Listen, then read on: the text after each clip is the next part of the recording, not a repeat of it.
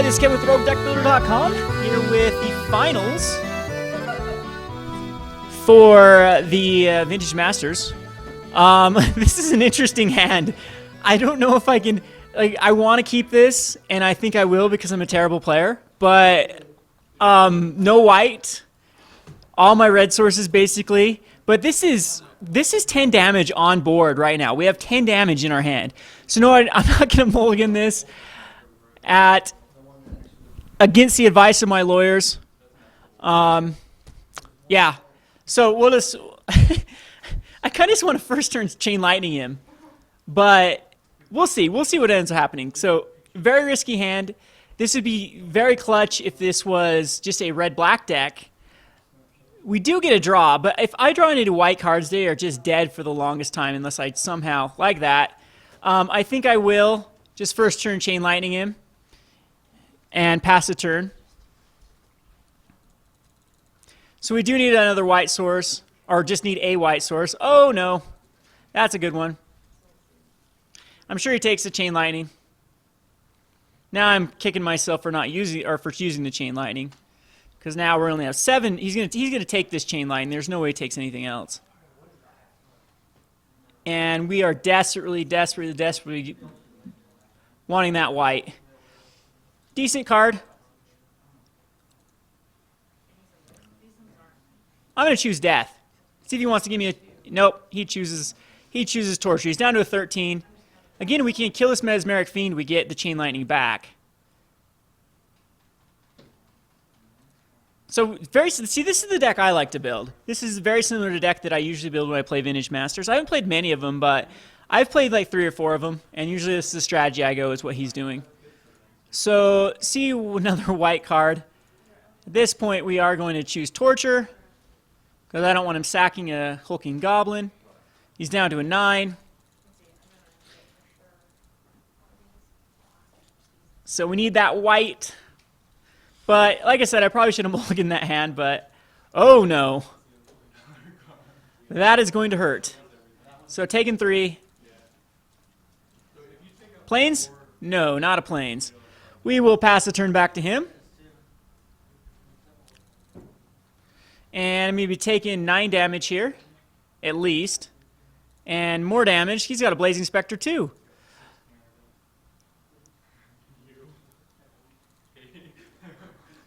Go down to a 5, and we will get rid of this. I don't care. Any one of these 2 casting cost white cards. So, greedy keep on my part. I knew I was going to draw white spells, and that is game. So, we'll go on to game number 2. His deck... These 1/1s are actually really good versus his deck, because I'm sure he utilizes a lot of 1/1s. In fact, I can probably just cut black out completely here, and just go for a... safer route with these 1-drops.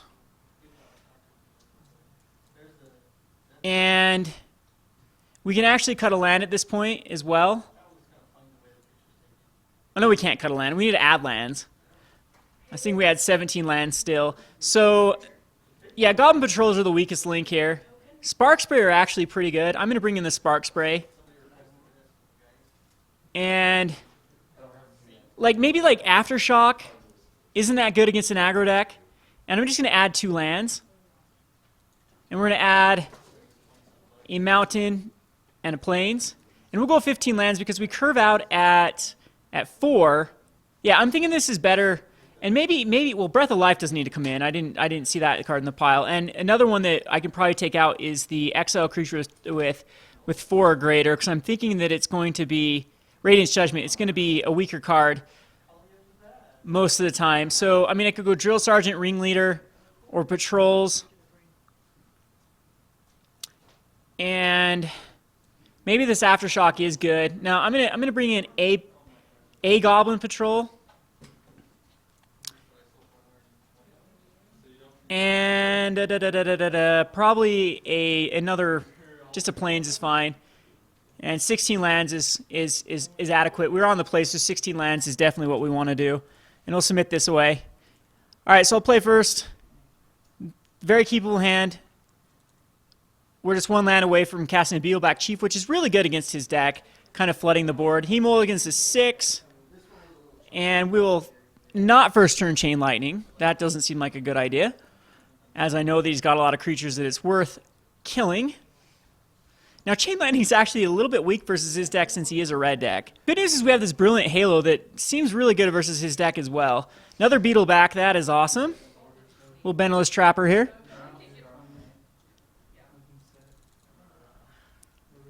And we just need one more land of any type, and we are good. I might end up Chain Lightning that. Or we can just Brilliant Halo. Or we can just do both. So I'm going to Chain Lightning this right now. Get it out of here. Even though that's not the greatest target, but this will allow him so he can't get any advantage out of the activation. And now we can just Brilliant Halo onto the Beneless Trapper. Of course, that's not the greatest target for it, because we're going to be tapping creatures a lot with it. But this is going to allow... Brilliant Halo comes back if it dies. It, again, is like a Rancor for the white. And we have double Beetle backs that we are going to be drawing. So, and I don't think we have to worry about him to Torax, because the guy before us drew them all. Battle Screecher is going to be nice if we get a white source. But, I mean, here comes the overwhelming him. This is going to be a really good draw into a white. If we get a white, it's going to be very aggressive. He's going to be on a very fast clock. And he drops like a Goblin Goon or something, because Goblin Goon is going to be so useless against us. It's going to be a Blazing Spectre. That's actually really good if he attacks in with it. I'm going to have to get rid of the Battle Screecher. No. I can just flash back the Battle Screecher for free. And if I do draw into the white, I actually think the Beetle back... That adds 3 no matter what, though. It's going to be Battle Screecher that goes in graveyard. Yeah, because we can just flash it back, duh. We want that in the graveyard. Yep, that is definitely the right play. Because now I can flash it back. And that did not hurt me whatsoever. We get the Plains, we could have cast it, but that's fine. But the good news is we actually have the mana for the Beneless Trapper.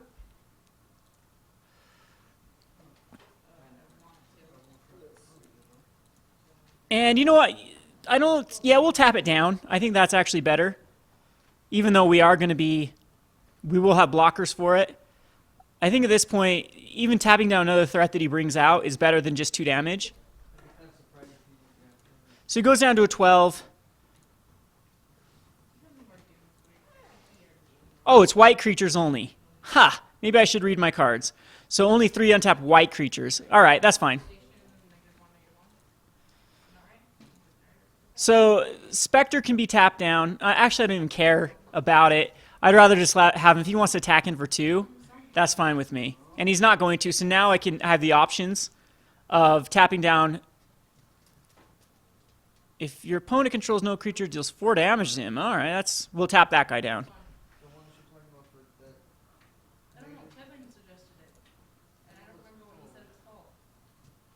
So here we go. Yeah, he is pretty much done here. I attack in with just the Beetle backs. I think we'll be more conservative here. I mean, I could get an extra 4 if I tap down his guy. And maybe I do that.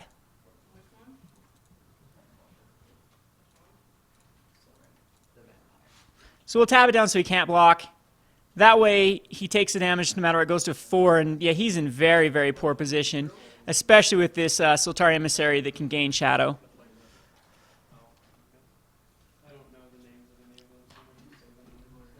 So it seems like he got a little bit mana flooded as well. Beetleback Chief of Zone, that's good. Or no, he didn't cast. Yes, no. No, that was me just looking at my graveyard. Okay, so at least we win a game here. So we're going on to the match number 3. And again, so Radiant's Judgment actually does have a target now that we saw Khazad-Drix. I still think this is the right play. I can cut a land on the draw pretty safely. But I think 16 lands is better safe than sorry. We'll submit this. And we'll mold to a Curse Scroll, because Curse Scroll seems very good against him. Now I'll keep this. It is definitely got everything we need. We got a first turn Goblin Patrol, which will actually utilize our second turn, but then we can put a Secluded Step into play tapped on turn number 2. So black on his no first turn play, so we're going to be the aggressive one. We'll go ahead and Goblin Patrol. Now I'll probably just play a regular Plains because we'll most likely end up cycling the Secluded Steppe. So now he's got to be able to deal with the Goblin Patrol here. That is fine. We do have to pay the Echo cost, which does set it back a little bit. Magic the Gathering. Online. Why do they change the OKs on different sides and on different cards? All right, we'll click OK. Almost clicked no there. See, Scabland's fine now because that can come into play tapped. And definitely attacking with the patrol. Most likely he'll block. And they trade, which is fine. Hey, it affects opponents too. That's crazy. All these old cards that affect opponents. But he does not get any activation out of it. We're gonna have a Battle Screecher pretty soon here, which is gonna be his bane. And that guy's good. It's gonna deal some damage, but we can draw into a lot of stuff that can actually get rid of it. I mean, the right play here is just going to be, we're going to drop this Plains. We are going to drop Beneless Trapper. And we're going to cycle the Battle Screecher at the end of his turn.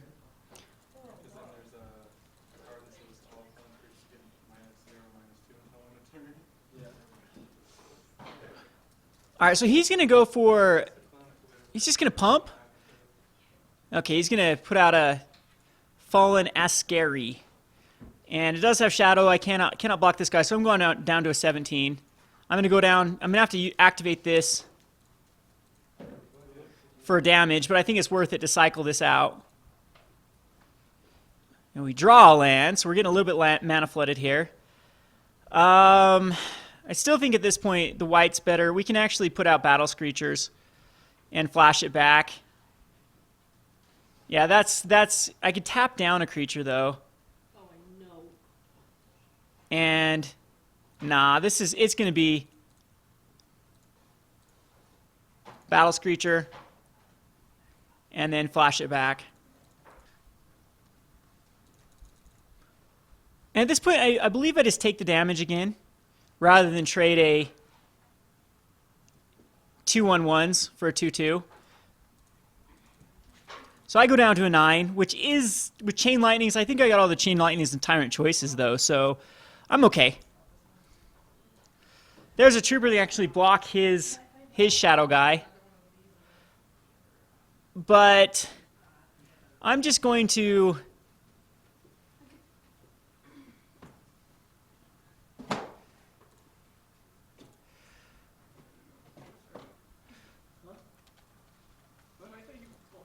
We're going to attack with 3 of our guys. Getting him down to a 17. And at this point, I think we just cast a Brilliant Halo on this dude. And then cast a Soltari Trooper. And then leave up the tap. So now he's in really, really, really bad shape. He looks like he also is getting a bit mana flooded. I will tap down his Dothy Mercenary. Or if he wants to actually get 1+1 this here, we'll actually tap down. Yeah, I think it's still better to tap it down. Because he could have a removal for it, and then he can pump. So, yeah, if he wants to make a trade here, that's fine. Oh, it gets -1/-1. I did not notice that. Flanking, look at that. All right, so my guy does die. But the Brilliant Halo comes back. Which is fine.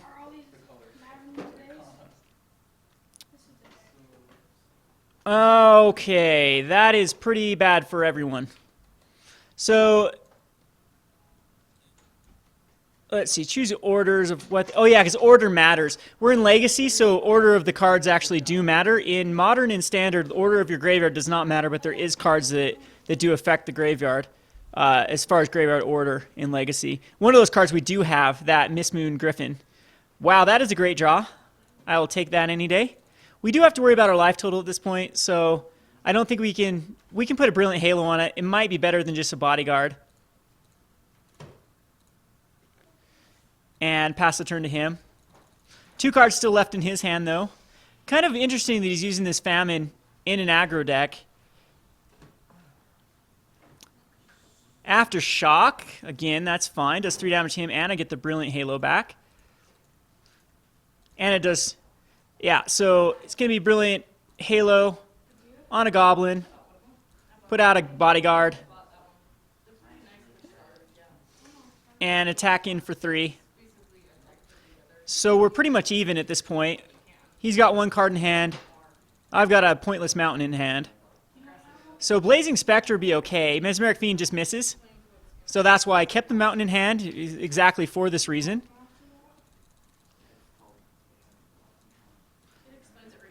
So again, I just think I go the aggro route. If he wants to, trade, he's more than welcome. That is definitely fine with me. And yeah, he destroys it, but now he's out of cards. It is top deck versus top deck mode. So he needs something desperate out of his, which he does not look like he got. But we draw into nothing either.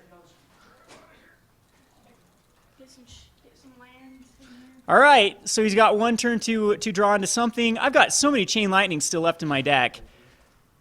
And there we go. So we win the entire thing 3-0 with Vintage Masters. So we're going to get some juicy packs here. Too bad this wasn't an 8-4 draft. Of course, when I do a Swiss, I go 3-0 rather than an 8-4. So I think it is still 4 packs, maybe 3 packs for. So the draft definitely paid for itself with the Lion's Eye Diamond as well. Anyway, this has been Kevin with Roguedeckbuilder.com. Thanks for watching.